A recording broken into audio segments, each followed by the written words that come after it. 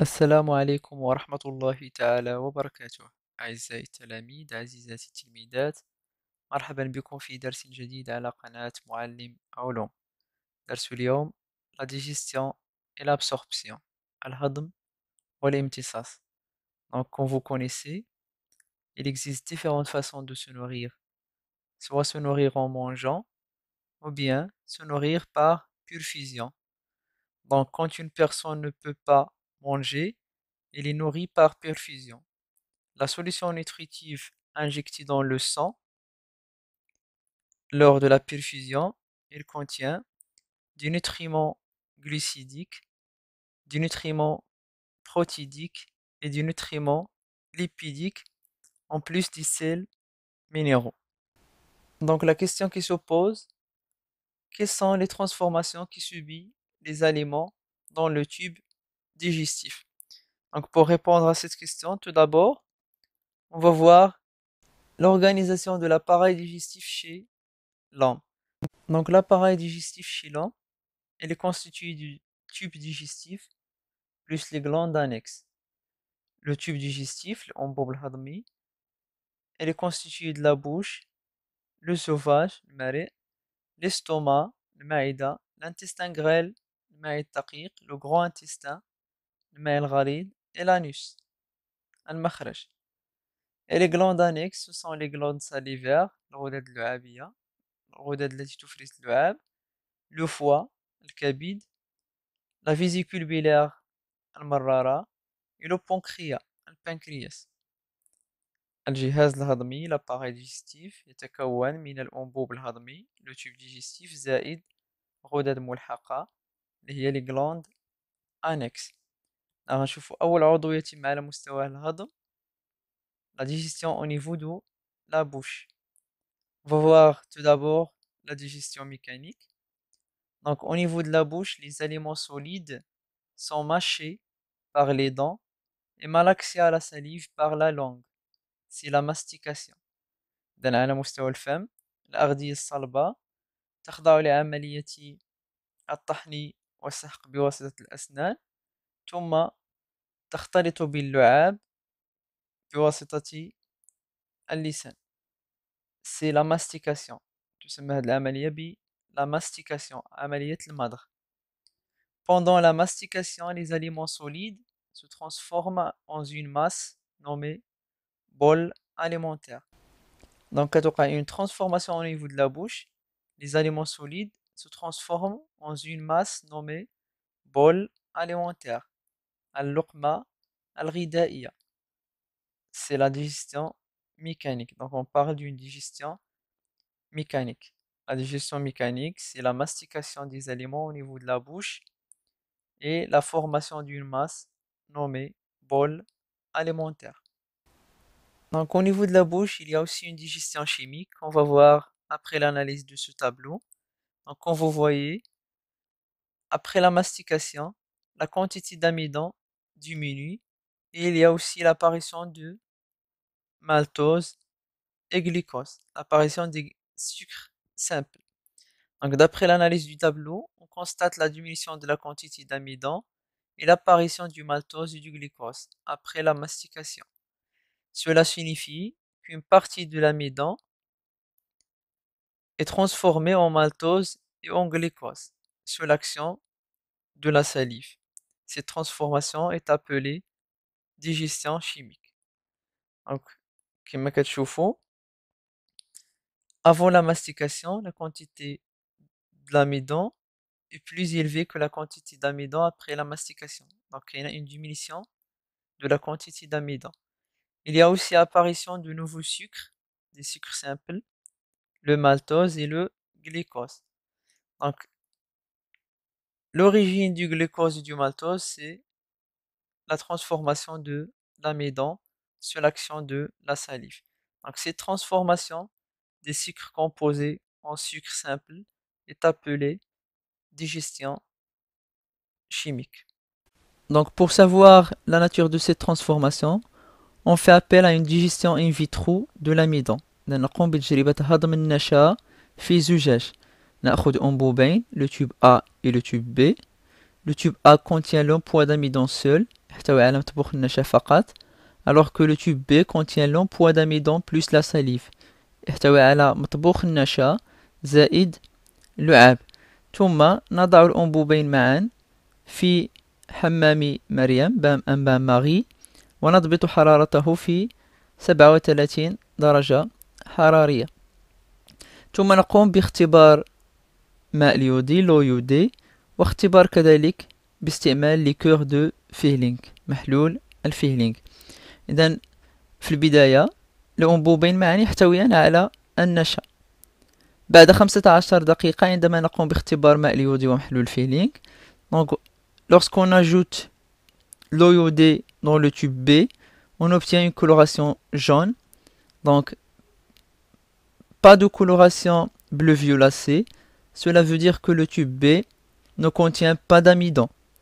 alors que lorsqu'on ajoute l'eau iodée au tube A on obtient une coloration bleu violacé cela veut dire que le tube A contient de l'amidon donc lorsqu'on ajoute le liqueur de Fehling au tube B on obtient un précipité rouge donc cela veut dire que le tube B contient un sucre simple alors que lorsqu'on ajoute le liqueur de Fehling au tube A on obtient une coloration bleue donc pas de précipité rouge à la liqueur de Fehling cela veut dire que le tube A ne contient pas de sucre simple إذن الأنبوب A يحتوي في البداية على النشا وفي نهاية التجربة كذلك وجدنا أنه يحتوي فقط على النشا ولا يحتوي على سكر بسيط alors que le tube B في البداية وضعنا فيه الأميدون ولكن بعد مرور 15 دقيقة إذن في نهاية التجربة لاحظنا بأنه النشا اختفى منه لم يعد يحتوي على النشا donc pas d'amidon alors que ولا كيحتوي على سكر بسيط دونك فاش اضفنا محلول الفيهلينغ لاحظنا بانه ولا عندنا ان بريسيبيتي روج وهذا كيعني بانه الانبوب بي اصبح يحتوي على سكر بسيط دونك dans le tube B l'amidon il est transformé en sucre simple sous l'action de la salive علاش وقع التغيير في الانبوب بي وما وقعش في الانبوب A لأن الأنبوب B يحتوي على اللعاب. La salive elle est composée de 99% de l'eau.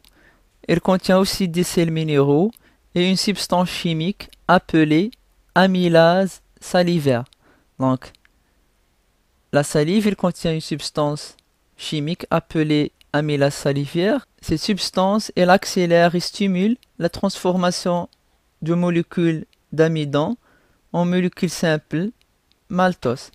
Donc, cette substance qui est l'amylase salivaire est une substance chimique organique produite en petite quantité qui stimule et accélère les réactions chimiques afin de transformer les aliments complexes, par exemple l'amidon, en substances simples sans entrer dans les produits de cette réaction. Donc, les substances qui stimule et accélère les réactions chimiques est appelé enzyme. Donc l'amylase salivaire c'est un enzyme كيتسمى enzyme. إذن هاد المواد الكيميائية العضوية التي تحفز التفاعلات تسمى enzymes. Donc l'amylase salivaire est un enzyme. وشنو هو الانزيم؟ L'enzyme est une substance chimique organique produite en petite quantité qui stimule, تحفز et accélère, تسرع التفاعلات الكيميائية les réactions chimiques afin de transformer les aliments complexes. الهدف ديالها أن تحول الأغذية المركبة أو الجزيئات المعقدة إلى جزيئات بسيطة. Donc afin de transformer les substances complexes en substances simples sans entrer dans les réactions dans les produits de cette réaction. هنا عندنا la réaction l'amidon plus l'amylase salivaire donne le maltose plus amylase salivaire. Donc كنلقاو l'amylase salivaire في المتفاعلات وكنلقاو كذلك في النواتج في لي برودوي ما كيوقع عليه حتى شي تغيير. إذن هنا l'amylase salivaire donc il stimule la transformation la simplification de l'amidon en sucre simple qui est le maltose. Après, donc le bol alimentaire formé dans la bouche est dégluté. Ça veut dire il traverse le sauvage et passe dans l'estomac sans avoir aucun changement. Donc au niveau de le sauvage, il n'y a pas de digestion. الآن وصلت اللقمة إلى المعدة. Donc ملي كيوصل le bol alimentaire l'estomac. Il existe aussi deux types de digestion dans l'estomac, la digestion mécanique et la digestion chimique.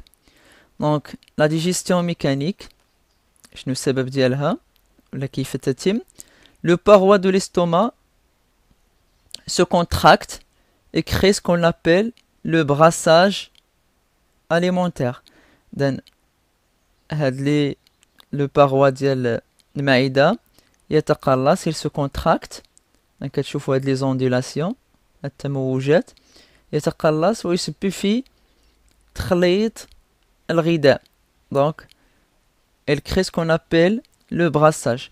هاد les contractions كيمكنوا من تخليط الغذاء مع العصارات المعدية. Donc ces contractions font que le bol alimentaire est bien mélangé au suc gastrique. Après quelques heures de brassage, بعد عدة ساعات من التخليط, le bol alimentaire est devenu une masse liquide appelée chyme alimentaire. إذا بعد عدة ساعات من تخليط الغذاء مع العصارات المعدية avec les sucs gastriques, نحصل على سائل يسمى le chyme alimentaire. Au niveau de l'estomac, il y a aussi une digestion chimique qu'on va voir après l'analyse de ce tableau. Donc la composition du bol alimentaire avant son arrivée à l'estomac et après son passage de l'estomac. Donc d'après l'analyse de ce tableau, on constate qu'il y a une diminution de la quantité des protéines. Il y a apparition de nouvelles substances, les polypeptides, et aussi de suc gastrique. Donc le suc gastrique il est sécrété par l'estomac. Donc cela signifie qu'une partie de protéines est transformée en polypeptides sous l'action de suc gastrique. Donc les protéines elles sont transformées en polypeptides, عديد البيبتيد بسبب العصارة المعدية. Donc les protéines se transforment en polypeptides sous l'action de la suc gastrique. Cette transformation est appelée digestion chimique. إذن هذا التحول يسمى هضم كيميائي, une digestion chimique. إذن كيفاش كيتحولوا les protéines en polypeptides? Donc le protéine est une substance complexe sous l'action de protéase 1, تحت تأثير de l'enzyme qui est appelé protéase 1 اللي كيتسمى كذلك البيبسين. Donc sous l'action de pepsine, les protéines sont simplifiées, elles sont simplifiées en polypeptides. إذا كيفاش كيتم هذا التحول؟ La transformation des protéines en polypeptides. Donc le protéine est une substance complexe sous l'action de protéase 1, le pepsine, il va se simplifier en polypeptides. إذن هذا البروتين سيتحول إلى polypeptide بسبب هذا الأنزيم اللي كيتسمى بروتياز واحد ولا كنسميوه لو بيبسين. دونك بروتين بلس بيبسين كيعطينا polypeptide بلس بيبسين. إذا كاينة une simplification moléculaire كيكون عندنا une substance complexe وكتبسط إلى une substance اللي هي simple. Donc après l'estomac, la digestion au niveau de l'intestin grêle. Donc aussi au niveau de l'intestin grêle, on distingue deux types de digestion. Une digestion mécanique et une digestion chimique. Donc concernant la digestion mécanique, donc quand vous observez dans cette image, donc c'est une image qui montre des contractions de l'intestin grêle lors de la digestion. إذا واحد الصورة كتبين لنا تقلصات على مستوى المعي الدقيق. Donc les contractions de la paroi de l'intestin grêle donnent des mouvements périodiques qui permettent de pousser et mélanger le chyme intestinal avec les sucs digestifs. إذن هاد التموجات كتمكن من تخليط le mélange de chyme intestinal avec les sucs digestifs. كتمكن من تخليط هذاك الغذاء مع العصارات الهضمية. العصارات الهضمية بطبيعة الحال المفرزة من طرف الكبد والبنكرياس. Les sucs digestifs sécrétés par le foie et le pancréas et aussi par l'intestin grêle. Donc هنا la digestion mécanique كيدخل فيها les contractions de la paroi de l'intestin grêle. وشنو كيدير اش يديروا هاد لي contractions كيمكنوا من le mélange du chyme intestinal avec les sucs digestifs sécrétés. Il existe aussi une digestion chimique. Donc on va voir après l'analyse de ce tableau. Donc avant son arrivée à l'intestin grêle, après son séjour dans l'intestin grêle. Donc نشوفوا مكونات le chyme قبل ما يوصل للمعي الدقيق وبعد ما تجاوز المعي الدقيق. Donc on observe qu'il y a l'apparition de nouveaux substances, le glucose, les acides aminés, les acides gras et le glycérol. إذا التحولات تتم بالضبط في la première partie de l'intestin grêle اللي كتسمى le duodénum الاثنى عشري. Et donc quand vous observez qu'il y a des sécrétions de sucs digestifs, هنا عندنا le suc pancréatique وكاين aussi la bile اللي كيفرزها le foie وكتخزن au niveau de la vésicule biliaire. Elle est sécrétée par le foie et elle est stockée au niveau de la vésicule biliaire.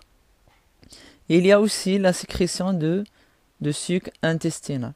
Et dans la première partie, il y a le duodénum, هي اللي كيوقعوا فيها هاد الإفرازات كاملين وكتوقع عدة تغيرات على مستوى الغذاء بحيث كنلاحظوا ظهور دي نوفو سوبستانس اللي هما لو غلوكوز les acides aminés الأحماض الأمينية les acides gras الأحماض الدهنية et le glycérol. Then au niveau de l'intestin grêle كاين استمرار ديال تبسيط البروتيدات. Donc le protéine elle va se simplifier en polipeptides sous l'action de protéase 1 واحد الانزيم اخر اللي كيتسمى trypsine. Et les polypeptides donc sous l'action des peptidases غادي يتحولوا غيعطيونا des acides aminés. Donc au niveau de l'intestin grêle كاين la transformation des protéines en polypeptides et la transformation des polypeptides en acides aminés اللي هما أبسط جزيئات كتنتج على هضم البروتيدات. Donc les polypeptides plus peptidase, elle va donner des acides aminés plus peptidase. On a l'enzyme qui يوقع عليه حتى شي تغيير. La même chose بالنسبة لي lipides. Donc كتكون عندنا une grosse molécule de lipides sous l'action de la bile تحت تأثير ديال الصفراء اللي كتكون في المرارة كتحول des molécules lipidiques اللي هما des petites molécules. هاد les petites molécules lipidiques sous l'action d'un enzyme appelé le lipase كيتحولوا l'acide gras, des acides gras et le glycérol. Donc une grosse molécule de lipides sous l'action de la bile elle va donner des petites molécules lipidiques et sous l'action de l'enzyme qui est le lipase elle va donner des acides gras et glycérol. La même chose pour les glucides. Donc l'amidon sous l'action de l'amylase هاد المرة l'amylase pancréatique النشوياز البنكرياسي. Donc il va se simplifier en maltose. Le maltose aussi, il va se simplifier sous l'action d'un autre enzyme appelé le maltase. Et on va obtenir une petite molécule, une simple molécule appelée le glucose. Donc l'amidon qui تحول le maltose sous l'action de l'amylase et le maltose il va se transformer en glucose sous l'action de maltase. Donc le passage de molécules de grande taille en molécules de petite taille est appelé simplification moléculaire. التبسيط الجزيئي هو تفكيك جزيئات معقدة دي molécules de grande taille en molécules de petite taille. Donc le tableau suivant résulte les différentes sucs digestifs, les enzymes digestifs, les aliments simples et les résultats de la digestion. عندنا العصارات الهضمية كاملين. كل عصارة الأنزيمات اللي كتحتوي عليها مثلا la salive elle contient l'amylase salivaire, le suc intestinal contient le maltase et le lipase, etc. Donc chaque enzyme متخصص في تحويل غذاء معين. Le maltase par exemple, elle accélère et stimule la transformation du maltose en glucose. Le lipase متخصص في تحويل ديال لي ليبيد en acide gras et glycérol. دونك هذا الجدول فيه مختلف الأنزيمات وكذلك الأغذية اللي كتخضع للهضم ونتائج الهضم. دونك أبسط جزيئة كنحصلوا عليها من هضم ديال لي glucides هي le glucose. Donc la petite molécule qu'on obtient après la simplification des protéines, c'est les acides aminés. هنا كاين واحد الخطأ. Donc les peptidases كيحولوا لنا les polypeptides en acides aminés. Et la plus petite molécule qu'on obtient après la simplification des lipides, c'est les acides gras et glycérol. Donc tout au long du type digestif, les aliments subissent l'effet des enzymes digestifs contenus dans les sucs digestifs. Donc على طول الأنبوب الهضمي تتعرض الأغذية لمجموعة من التحولات بفعل الأنزيمات. تتعرض إلى ما يسمى بالتبسيط الجزيئي, la simplification moléculaire. Ça veut dire le passage d'une molécule complexe en molécule simple pour aboutir les nutriments. أشنو هما les nutriments؟ Les nutriments أو مواد القيت هما les produits de la digestion, اللي هما les glucides simples, le glucose, les acides aminés, les acides gras et le glycérol, plus les substances simples non soumises à la digestion chimique. Plus les substances simples non soumises à la digestion chimique, les هما l'eau, les sels minéraux et les vitamines. إذن مواد القيت les nutriments هما نتائج الهضم أو نواتج الهضم اللي هما le glucose, les acides aminés, les acides gras, le glycérol, وجزيئات بسيطة أخرى لم تخضع للهضم اللي هي l'eau, les sels minéraux et les vitamines. السؤال اللي غنطرحه هو quel est le devenir de ces nutriments؟ ما هو مصير هاد مواد القيت؟ وهو السؤال الذي سنجيب عليه في الفيديو القادم إن شاء الله تعالى. وحظ موفق للجميع.